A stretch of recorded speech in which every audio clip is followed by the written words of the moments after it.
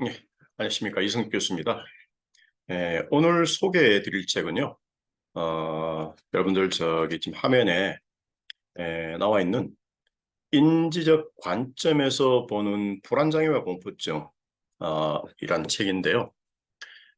이 책의 원저자는 아론백 인지치료 개발자인 아론백 박사님과 그의 동료분들 게리 에머리하고 이제 루스 그린버그 이렇게 이제 공저가 되어 있는데요.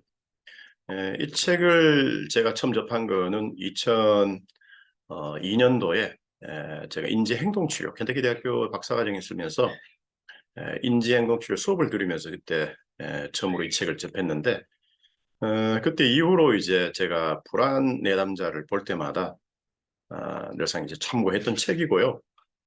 그래서 어떻게 보면은 인지행동치료에서 인지적인 부분도 물론 중요한데 개입 들어가는 거죠. 그러면서 동시에 행동치료 개입이나 보다 세부적인 어떤 영역별로 이제 구체적인 어떤 범불안 장애나 공황 장애 그리고 공포증, 광장 공포증 그리고 나서 이제 이 책에 소개하는 게 이런 구체적인 어떤 불안 장애에 관련돼서 이 책의 이제 2부를 보시면은 인지 재구조화를 위한 전략 기술 나오고 그 다음에 또 12장에 심상을 수정한다. 심상 수정 작업. 그 다음에 13장의 정서적인 부분을 이제 어떻게 불안이나 우울이든 정서 부분을 어떻게 이제 우리가 수정할지. 14장은 행동 부분을 어떻게 이제 수정해서 또 정서적 고통을 줄이기 위해서 어떤 전략을 또 사용할지에 대해서 나와 있습니다. 이 책에서도 이제 우리 아론백 박사님이 또 얘기하시는 게 불안증과 관련해서 사람은 이제 이 불안증의 기제를 보면은 수용 관련해서 수용 받느냐 못 받느냐 이럴 때 이제 불안이 일어난다고도 보기도 하고 그 다음에 또 유능성 자신을 어떤 유능하다 유능하지 못하다 이런 관점 그 다음에 통제감 통제감에서 이제 우리가 통제감이 없을 때 떨어질 때 이제 불안하고 결국은 이제 타인과 관계에서 수용받지 못할 때 거절당할 때나 또 그리고 유능하다 능력 관련된 거 유능하다 유능하지 못하다 competency 쪽 competency하고 그다음에 또 sense of control 내가 통제감이 없을 때 우리는 또 불안해질 수 있다 이렇게 이제 아름백 박사님은 또 주장하고 있는데 저는 그 세 가지가 상당히 어떻게 보면 일리가 있는 말씀처럼 들려요. 이 책은 이제 전문가분들도 읽어보시는 게 특히 CBT를 하시는 분들은 필독서로 저는 읽어야 된다고 생각 들고요. 이 불안의 어떤 원인을 진화론적인 관점에서 또 설명하고 있고 또 동시에 또 우리가 불안할 때 위협을 느낄 때 CBT에서 중요한 인지 모델 또 설명하고 있고요. 불안과 관련해서 인지적 구조 자세한 설명이 나와 있습니다. 또 이제 눈여겨볼 부분은요. 2부의 10장부터 보면은 인지치료 기술과 적용 부분인데요. 인지치료 원칙을 이전 강의에서 제가 설명을 드렸는데 여기서도 인지치료 원칙을 10가지로 설명하고 있는데 10가지. 첫 번째 원칙이 이제 인지치료는 이 책에서는 정서장애 인지 모델에 기반을 두고 있다. 정서장애는 원래 아론백 박사님이 사실 무드 디소더 불안보다 우울증에 원래 이제 처음에 CBT 인지치료 개발할 때 우울증 환자들을 대상으로 해서 인지치료를 개발했죠. 우울증 환자분들의 역기능적인 사고, 신념, 그다음에 그래서 이제 역기능적인 인지 오류도 이제 개념화했고요. 그래서 정서장애에 기반해서 이제 인지 모델, 인지 치료는 정서장애 인지 모델에 기반을 둔다. 두 번째는 또 인지 치료는 단기적이고 시간 제한적이다. 최근에 인지 치료가 인지 행동 치료 동의로 이제 명칭이 다시 조금 인지 행동 치료로 이제 사용하지만 이전에는 인지 치료, 커그니티브 테라피 이렇게 부른 적도 있었죠. 자, 두 번째 원칙 인지 치료는 단기적이고 시간 제한적이다. 이거는 이제 개정판, 인지행동 치료 개정판 주디스백, 따님인 주디스백의 책에도 얘기하고 있는 거죠. 세 번째, 견고한 치료 관계가 효과적인 인지치료의 필수 조건이다. 이렇게 이제 또 이 책에서는 아론백 박사님 책이니까 아론백은 이렇게 또 주장하고 있고요. 원칙 네 번째는 치료는 치료자와 환자 간의 협력이다. 아론백 박사님은 병원의 의사시니까 이제 환자라는 용어를 많이 썼죠. 주디스펙 따님도 1판, 2판, 1판은 주로 환자라 얘기하시다가 3판에서는 이제 환자라는 말이 이제 또 안 쓰고 계시고 그죠? 용어를. 그다음에 네 번째는 치료는 치료자와의 협력 관계다. 그다음에 환자와의 협력. 다섯 번째는 인지치료는 주로 소크라테스의 방법을 사용한다. 이 부분은 인지치료는요, 인지행동치료, 인지치료는 소크라테스의 질문, 대화가 어떻게 보면 인지치료의 핵심이라고 할 수 있는데요. 어떤 논박의 목적이 아니고 내담자나 환자분들이 스스로 자기네 생각을 모니터하고 자기 생각을 이제 확인하고 또 매 순간 또 확인도 하고 또 관찰하고 내 생각이 어떤 생각을 많이 하는지 거기에 대해서 이 질문을 또 상담자인 치료자가 내담자 생각을 찾고 찾도록 도와주고 개방형 질문을 통해서 동시에 또 그 내담자가 가지고 있는 그 생각이 과연 타당한지 또 그 생각이 유용한지 또 관점에서 이제 질문을 던지는 거죠. 그게 이제 소크라테스의 대화의 기법이죠. 또 다른 말로 소크라테스의 질문 또 요즘은 이제 소크라테스의 대화 이렇게 이제 부르죠. 소크라테스의 질문 대화법은 이제 삼파술이라는 말도 하죠. 내담자의 어떤 내담자가 아이를 낳는 게 아니고 이제 자신의 생각을 보다 적응적이고 보다 이 합리적인 현실적인 어떤 생각을 할 수 있도록 이제 질문을 통해서 내담자가 자문하고 스스로 이제 생각을 한번 해보도록 하는 메타인지를 쓰는 거죠. 그다음에 인지치료 여섯 번째는 인지치료는 구조적이고 지시적이자 디렉티브하고 구조적이다. 이거는 같죠. 인지치료는 문제지향, 문제지향이란 말은 문제 해결 중심적이라는 얘기죠. 그다음에 인지치료는 여덟 번째 교육 모델에 기반을 둔다. 교육 모델. 인지 모델, 교육 모델이란 말은 CBT가 지시적이면서 구조적이면서 교육적이다, 에듀케이셔널하다는 부분 얘기고요. 그다음에 아홉 번째는 인지치료의 이론과 기술은 기납적 방법에 의존한다. 기납적인 방법이 어떻게 보면은 과학적인 사이언티픽한 방법하고도 비슷하다고 볼 수 있는데요.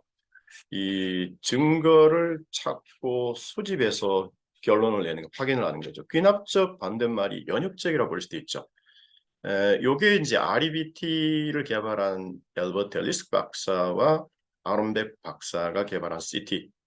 흔히 이제 엘버트 앨리스 REBT는 이제 엘버트 앨리스 박사님의 논문을 보시면은 당신이 이제 나의 치료는 철학적이다 이렇게 이제 엘버트 앨리스 박사님 얘기하시고 이 CBT 쪽의 진영에서는 우리는 과학적이다.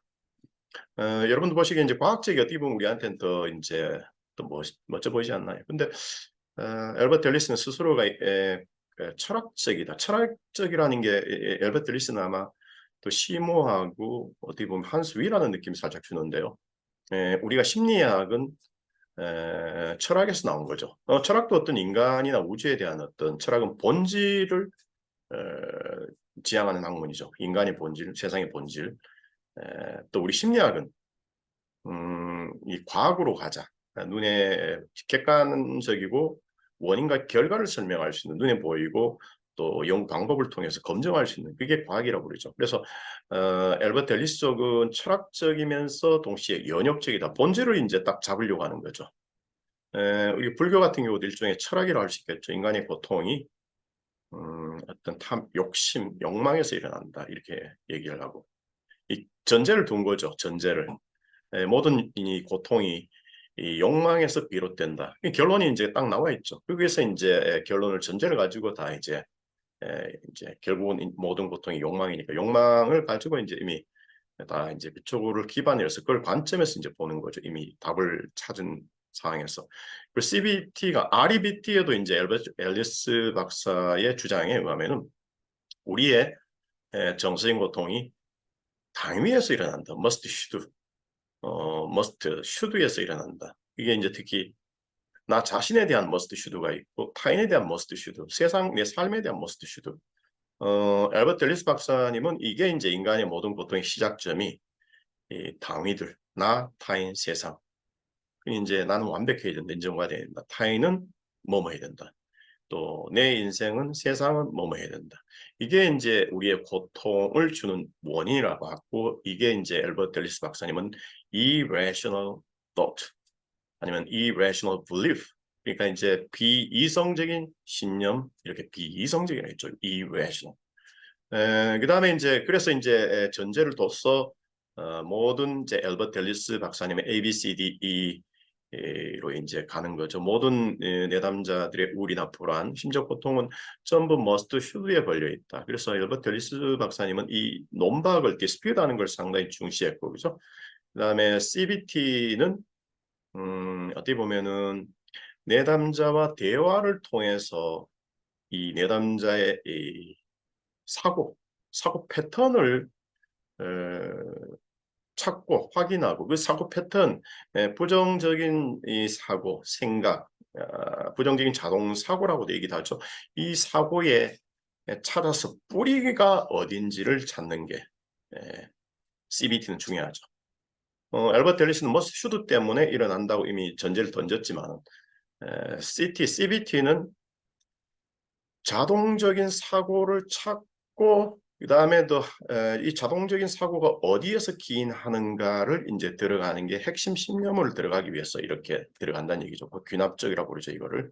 그래서 핵심 신념을 우리가 흔히 무능하다, 쓸모없다, 무가치하다, 사랑받는다, 못 받는다. 그 관점에서 이제 핵심 신념이 내담자는 모르고 있는 상황에서 그거를 확인하고 또 도전하고 그 부분을 또 이제 궁극적으로는 재구조한다. reconstructing 한다. cognitive reconstruction.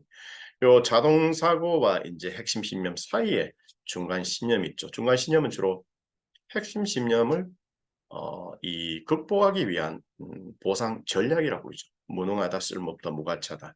이게 무의식했으면은 이 중간 신념은 뭐뭐 해야 된다, must should 인정받아야 된다, 완벽해야 된다, 뭔가 잘해야 된다 이런 게 이제 성공해야 된다 나와 있겠죠. 이게 이제 CBT는 중간 신념이라고 그러죠. 이 중간 신념이 REBT에서는 이제 이 비이성적인 신념이라고 해서 좀 다르죠. REBT는 이쪽을 얘기하는 거고 그죠. 어쨌든 오늘은 이제 제 책을 역사를 소개하면서 또 이제 이 내용에 대한 구성 요소들 그리고 이전 강의에서 언급한 것처럼 인지 치료, 인지 행동 치료 원칙, 주디스 백 박사님의 1판, 2판하고 또 3판, 최근에 가장 나중에 나온 3판의 인지 행동 치료 원칙 14가지가 나와 있었죠.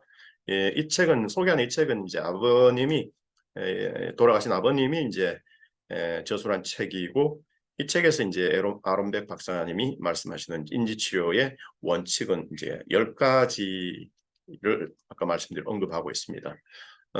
이제 이 책은 아까 요약하면은 정리 다시 드리면은 불안증 내담자나 환자분들한테 인지행동 치료하시는 분들이나 일반 또 치료사분들한테는 아주 유용한 도서라 저는 생각 들고요.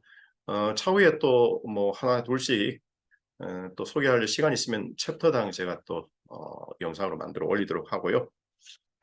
그리고 마지막으로 또 중요한 거는 뭐 몇 가지지만은 CBT와 REBT 차이점. 요즘 꼭 뭐 시험 준비하시는 분이나 아니면 그냥 치료자로서 CBT, REBT 차이점. REBT는 연역적이라는 거 엘버트 앨리스 박사님이 말씀하신 이제 본인의 이제 논문이어서 연구 논문이어서 내 이론은 철학적이다. 또 CBT 진영에서 우리는 과학적이다.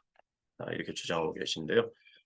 보다 이제 이런 연구 두 개의 치료의 차이점에 대해서 궁금하신 분들은 여기 영상 밑에 이제 또 추가적인 어떤 자료나 궁금하신 분들은 네이버 카페 인지행동치료 전문가 모임에 들어오시면은 REBT나 또 CBT 관련 이제 원어 논문이 있고요. 또 제가 번역해서 올리는 것이니까요. 참고하시면 될 것 같습니다. 예, 고맙습니다.